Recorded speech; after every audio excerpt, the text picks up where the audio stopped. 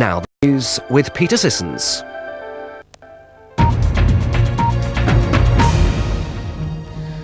Good afternoon. There's renewed hope of an end to the violence in the Middle East. Israel's Prime Minister Ehud Barak and the Palestinian leader Yasser Arafat have both finally agreed to attend a summit on ending the violence of the last 2 weeks. The meeting will take place in Egypt on Monday. Both sides have now agreed that talking to each other is the best way forward. Overnight, Yasser Arafat mulled over what he was going to do. He's now decided talks might lead to peace.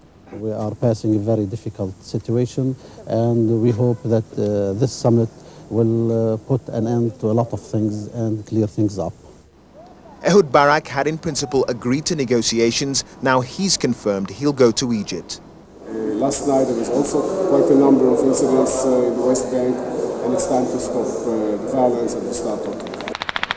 The Palestinians had demanded that before talks could take place, Israeli troops had to pull back from sensitive areas and that an inquiry had to begin into how all the violence began. But there now seems to be no precondition attached to Yasser Arafat's attendance to this summit, a huge step forward. The summit will be limited in scope, but vital to the resurrection of the overall peace process. The hope is that both sides can at least agree to a ceasefire to end the terrible violence of recent weeks. Clive Myrie, BBC News, Jerusalem. Here, the parents of the murdered teenager Stephen Lawrence are to get £320,000 in compensation from the Metropolitan Police. The police have agreed to give Doreen and Neville Lawrence the money following their much criticised murder inquiry. No one has ever been convicted of the killing. Emergency services in Kent remain on a high state of alert this morning as floodwaters continue to affect homes and businesses. Hundreds of people in the southeast of England had to spend another night in temporary accommodation after being forced from their homes. Torrents of fast-flowing water continue to sweep down the River Medway.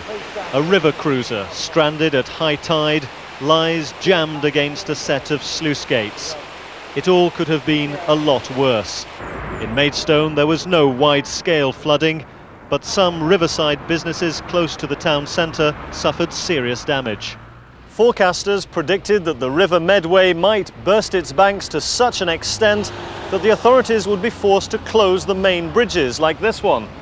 But although water levels were higher than yesterday, they weren't as bad as was feared. But questions are now being asked about whether the government should do more to limit new building in areas that are clearly prone to flooding.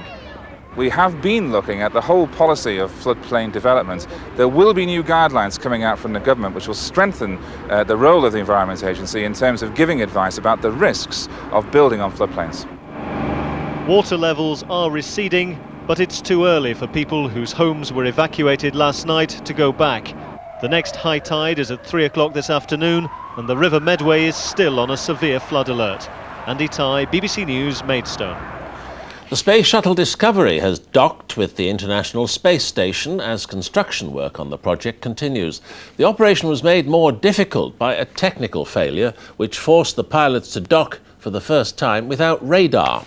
The 7 astronauts on board are adding 2 new segments to the station in readiness for the arrival of the first crew next month. That's it. There are news bulletins every hour on BBC News 24, but I'll be back with more news at 20 to 6 here on BBC One.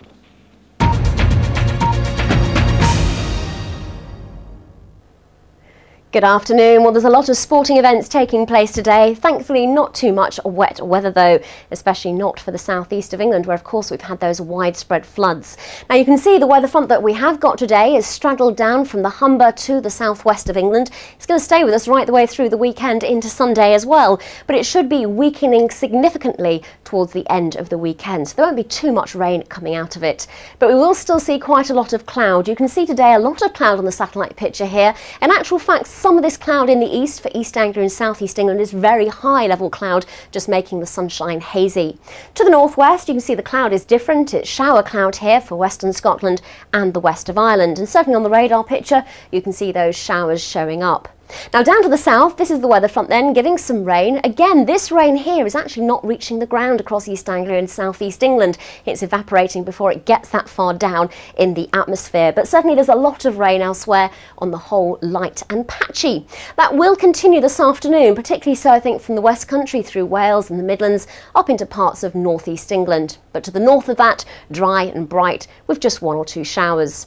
Top temperature today could get up to around 15 degrees, perhaps in eastern Scotland or to the east of the Pennines, perhaps in southeast England too, in the favoured locations. But generally I think around 11 to 13, and the breeze will make it feel a bit cooler.